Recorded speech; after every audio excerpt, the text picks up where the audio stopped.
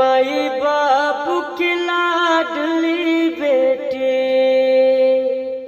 अहियो हमरा जाजी।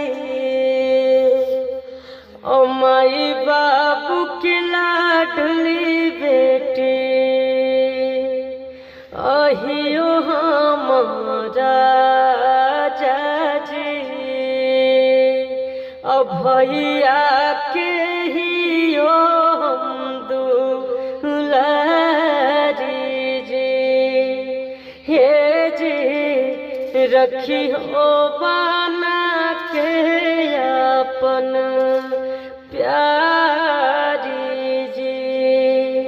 हे जी रखी हो बना